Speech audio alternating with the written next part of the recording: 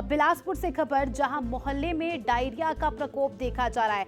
एक ही मोहल्ले में 25 लोग बीमार हो गए हैं। तो देखिए, बिलासपुर में भी हालात कुछ ऐसे ही है, जहां लगातार बिलासपुर में भी डायरिया के केसेस बढ़ते जा रहे हैं। एक ही परिवार के 12 लोग डायरिया की चपेट में आए और इस मोहल्ले के पानी के सैंपल की जांच के लिए सैंपल भेजे गए हैं। वार्ड 16 के मंगला क्षेत्र का ये पूरा मामला है।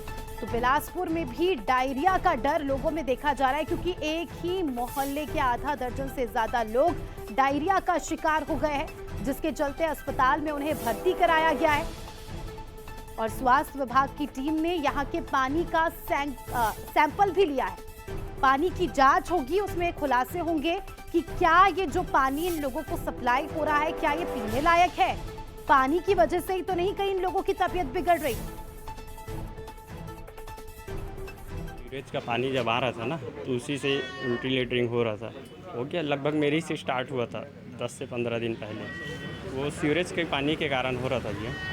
अभी सब ठीक है? अभी सब ठीक है। किसी को अस्पताल में भर्ती करना पड़ा? नहीं, मैं गया नहीं, घर ही में ड्रिप वगैरह लगवाया था। अभी 15 रोज पहले यहाँ पानी की बहुत तकलीफ थी।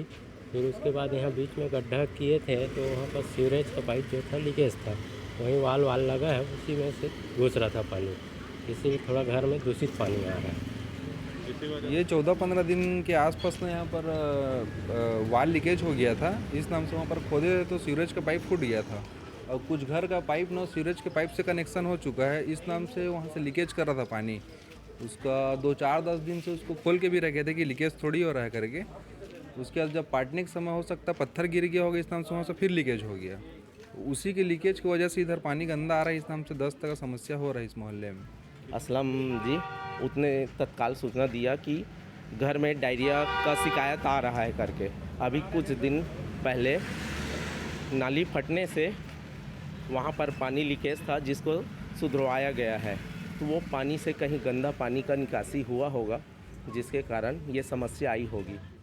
देखिए, लगातार डायरिया के केसेस बढ़ते जा रहे हैं। मध्य प्रदेश की बात करें या छत्तीसगढ़ की, दोनों ही प्रदेशों में डायरिया का प्रकोप। बिलासपुर से हमारे सहयोगी अमन पांडे हमारे साथ लाइव जुड़ चुके हैं, उनसे जानकारी लेंगे। अमन, बिलासपुर के एक मोहल्ले में 25 से ज्यादा लोग डायरिया का शिकार हो जाते हैं। क्या वजह मानी जा रही है, किसकी लापरवाही यहाँ पर देखी जा रही है?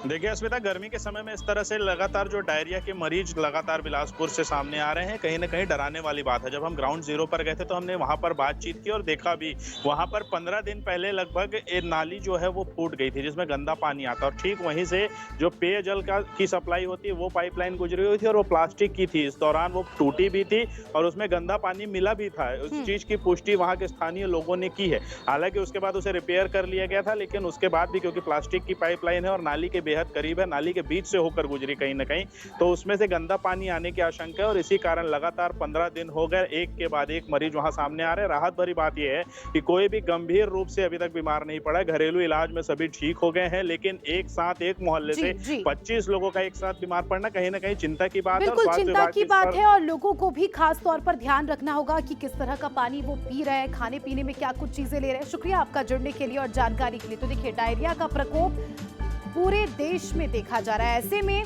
बड़ा सवाल ये उठता है कि आखिर डायरिया से बचा कैसा जाए। आपको बताते हैं कि किस तरह से आप डायरिया से बच सकते हैं। साफ सफाई बनाए रखें, अपने आसपास में साफ सफाई का विशेष तौर पर ख्याल रखें। इसके अलावा साफ सफाई के अलावा हाथों को साबुन से, पानी से अच्छे से साफ करें।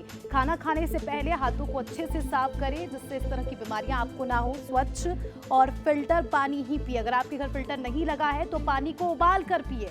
इसके अलावा साफ सुथरे फल और सब्जियां ही खाएं। जो सब्जियां, जो फल आप खरीदते हैं उन्हें अच्छे से धोएं, नमक के पानी में धोएं और फिर ही उसका सेवन करें। और बच्चों को रोटा वायरस वैक्सीन जरूर लगवाएं। देखिए, बच्चों में इस तरह के केसेस लगातार बढ़ते जा रहे हैं, तो अपने डॉक्टर से संपर्क करें। अगर थोड़े बहुत भी सिम्टम्स आपको अपने शरीर में नजर आते हैं तो तुरंत बिना किसी लापरवाही के डॉक्टर को संपर्क करें और इलाज करवाएं अपना।